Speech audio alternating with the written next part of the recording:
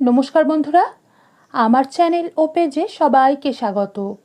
ভাত আর ডাল অথবা স্ন্যাক্স হিসেবে খাওয়ার জন্য কাঁঠাল দানার মুচমুচে ও মুখরোচক বড়া বা পকোড়ার রেসিপি আজ আমি আপনাদের সাথে শেয়ার করব। তাহলে আসুন দেরি না করে সম্পূর্ণ রেসিপির প্রস্তুত প্রণালী দেখে নেওয়া যাক আমার আজকের এই ভিডিওটিতে। এর জন্য প্রথমেই এখানে আমি 12টা কাঁঠাল দানা ভালোভাবে ধুয়ে নিয়েছি। এখানে আপনারা দেখতেই পাচ্ছেন যে আমি উপরের সাদা খোসাটাকে ছাড়িয়ে নিয়েছি।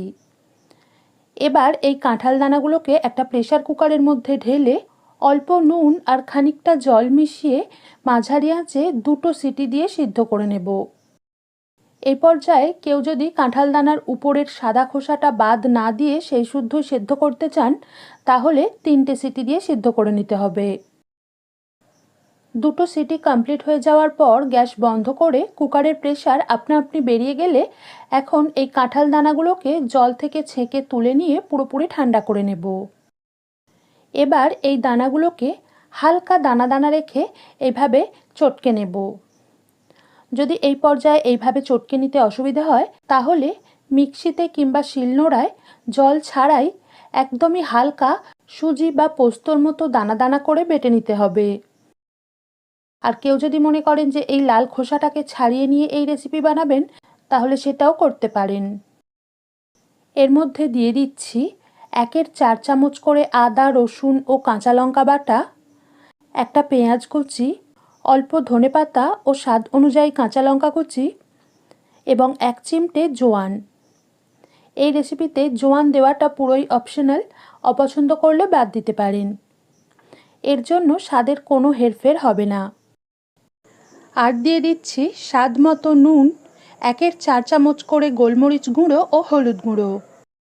এবার 1/2 চামচ টমেটো কেচাপ আর 1/2 চামচ সয়া সস দিয়ে সব উপকরণ এইভাবে একটু চটকে মেখে নেব।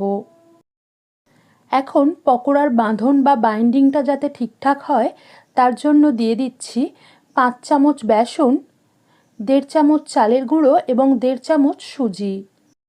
কেউ চাইলে চালের গুঁড়োর পরিবর্তে মোট 3 চামচ সুজিও ব্যবহার করতে পারেন। এবার শুকনো উপকরণগুলোকে ভালোভাবে মিশিয়ে নেব। সবশেষে এর মধ্যে 1 চামচ রিফাইন্ড বা সাদা তেল কিংবা সরষের তেল মিশিয়ে নেব। এর ফলে পকোড়াগুলোকে তেলের মধ্যে ছেড়ে ভাজার সময় যেমন একটার সাথে একটা জুড়ে যাবে না, তেমনি পকোড়াগুলো একটু বেশি মুচমুচেও হবে। আর এই পর্যায়ে যদি প্রয়োজন হয় তাহলে সামান্য একটু জলের ছিটে দিয়ে এগুলোকে মেখে নিতে পারেন। পকোড়ার মিশ্রণটাকে এরকম একটু টাইট করে মাখতে হবে। এবার এর মধ্যে থেকে খানিকটা মিশ্রণ নিয়ে মাঝারি গরম তেলের মধ্যে এইভাবে ছোট ছোট বড়া বা পকোড়ার আকারে ছেড়ে দেব। মাঝারি আঁচে একটা সাইড কিছুক্ষণ ভেজে নেওয়ার পর উল্টে দেব। তারপর এগুলোকে আরও 2 থেকে 4 বার একটু ঘুরিয়ে ঘুরিয়ে দিয়ে আর উল্টে পাল্টে দুপিঠ একটু সময় নিয়ে ও ধৈর্য ধরে লালচে ও মুচমুচে হয়ে আসা পর্যন্ত ভেজে তেল ঝরিয়ে তুলে নিলেই আজকের রেসিপি পরিবেশনের জন্য তৈরি হয়ে যাবে।